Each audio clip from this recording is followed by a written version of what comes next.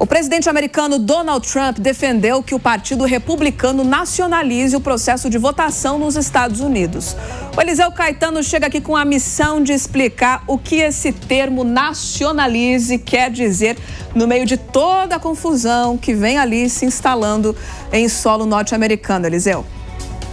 Senta que lá vem confusão, Beatriz. Muito bom dia novamente para você, para o Cine e para todos que acompanham o Jornal da Manhã nesta quarta-feira aqui na Jovem Pan, viu? O presidente Donald Trump afirmou durante uma conversa com jornalistas na Casa Branca que o Partido Republicano deveria assumir um papel mais direto no controle do processo eleitoral aqui nos Estados Unidos. Isso antes das eleições legislativas de meio de mandato, que vão acontecer agora no próximo mês de novembro. Trump argumentou que essa medida seria necessária para, abre aspas, garantir eleições justas, seguras e confiáveis, fecha aspas, retomando aí, portanto, as alegações de fragilidade no sistema eleitoral norte-americano, um discurso que ele vem repetindo pelo menos desde 2020 e que tem sido amplamente contestado por especialistas e também, como não poderia deixar de ser, por adversários políticos, viu? Atualmente, o modelo eleitoral aqui nos Estados Unidos é fortemente descentralizado.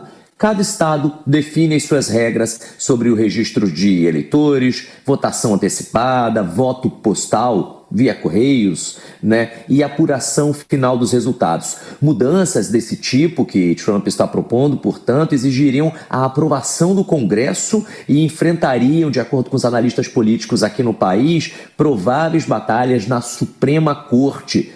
A proposta de Trump ocorre em meio a um momento em que as midterms, assim são chamadas essas eleições de meio de mandato, são consideradas um termômetro crucial para o controle do Congresso dos Estados Unidos, com congressistas republicanos e democratas travando uma disputa apertada pela maioria, tanto na Câmara quanto no Senado. Vale lembrar que até o momento Donald Trump detém a maioria, mas ele pode perder, e é com relação a isso que estamos tratando aqui. Líderes democratas, inclusive, já criticaram publicamente a ideia aí de uma tentativa de politizar o processo democrático e lembraram que a Constituição dos Estados Unidos delega a cada estado a administração das eleições. Enquanto isso, Donald Trump e os seus aliados republicanos estão insistindo publicamente de que mudanças são sim necessárias para, abre aspas, restaurar a confiança do eleitor, fecha aspas. Esse eco, digamos assim, de alegações de fraude eleitoral ainda não foram comprovadas, mas Bia e Cine seguem rendendo muito pano para manga. Não apenas aqui nos Estados Unidos, mas fora, se a gente lembrar que os Estados Unidos são uma espécie ali de incipiente daquilo que acontece no restante do mundo. A gente vai seguir daqui acompanhando essas e outras notícias importantes. Eu volto já já com novas informações. É com vocês no estúdio. Obrigada, Eliseu Caetano, pelas informações. A Cássio Miranda, na sua avaliação, essa proposta de Donald Trump, ela vem aí como uma medida para aprimorar o processo eleitoral nos Estados Unidos ou apenas garantir a governabilidade dele junto aos legisladores? Governabilidade. Não há outro fundamento, não há outra razão para que ele traga uma proposta como essa. O Alan disse há pouco, acho que vale reiterar, e nós teremos esse ano as eleições de middle term, de meio de mandato, onde há renovação de parte do Congresso norte-americano. E Donald Trump, diante dos últimos problemas que ele teve, diante das últimas questões que ele enfrentou, tem medo do resultado destas eleições, porque hoje ele tem uma vantagem pequena e caso ele perca esta vantagem pequena, a governabilidade e as medidas estruturais que ele defendem dificilmente serão aplicadas nos 2 últimos anos. Então o que ele tenta é uma manobra, vou chamar dessa forma, para que ele mantenha a governabilidade e mantenha as eleições sob o seu controle. Nos Estados Unidos e em qualquer outro lugar do mundo, no fim do dia, o que os políticos querem é controlar o processo eleitoral. Fala, Lucas Merreiro. Eu concordo com o que a Cássio falou, embora eu acho que existe sim uma preocupação legítima a respeito das eleições lá nos Estados Unidos, né? A gente sabe que, eu digo do processo eleitoral mesmo, né?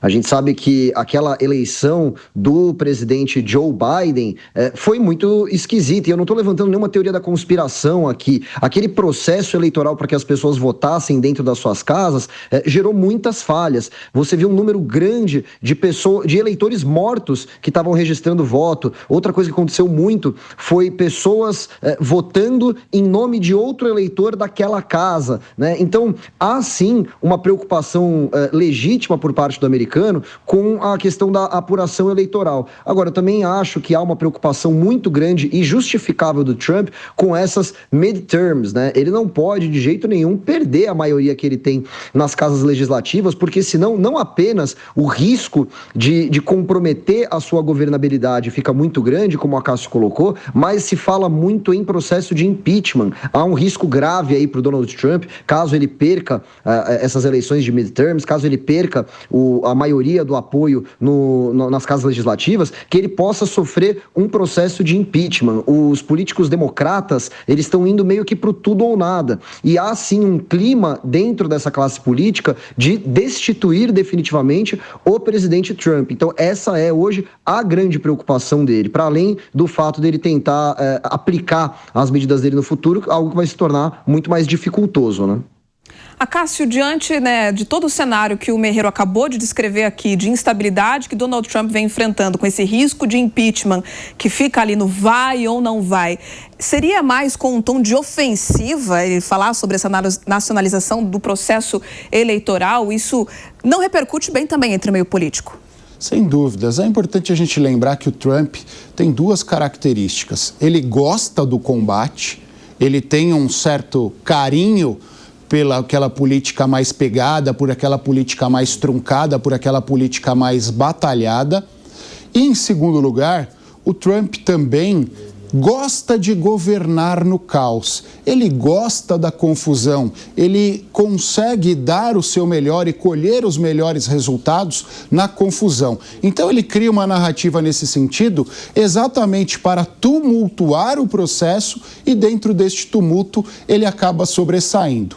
Por mais que o resultado por ele proclamado, por mais que os objetivos dele externados não sejam alcançados, e eu acho que esse é o grande exemplo, ele não vai conseguir alcançar o que ele disse, mas ele chega a uma solução intermediária e uma solução intermediária que lhe convém. Ele tem agido dessa forma no último ano e tem até aqui obtido êxito. Então acho que é um blefe, mas é um blefe que trará alguns louros a Donald Trump. Agora, Lucas Meirelles, a gente percebe que mesmo diante desses riscos, com possibilidades ainda de novos shutdowns, de se ter digamos, um revés ali no parlamento norte-americano a partir das midterms, o Donald Trump não retira a agressividade que tem no discurso, né?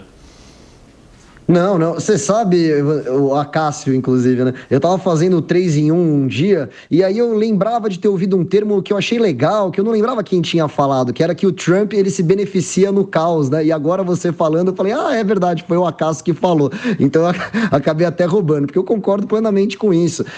Não é porque o Trump se sente acuado que ele vai necessariamente voltar atrás do seu discurso, né? Às vezes ele faz algumas concessões quando necessário, é claro, mas muitas vezes é justamente quando se coloca o Trump contra a parede que ele dobra a aposta, que ele dobra na agressividade dele. Ele sempre foi assim, mesmo antes de ser presidente. Se você for ler os livros que o Trump escreveu, for ler um pouco sobre a história dele, vocês verão que o Trump sempre foi um negociador agressivo, né? Que sempre jogava suas, entre aspas, ameaças, né, lá em cima para conseguir se contentar com o que, na verdade, ele de fato queria desde o começo, que geralmente está aqui no meio, né? Então essa sempre foi a estratégia do Trump.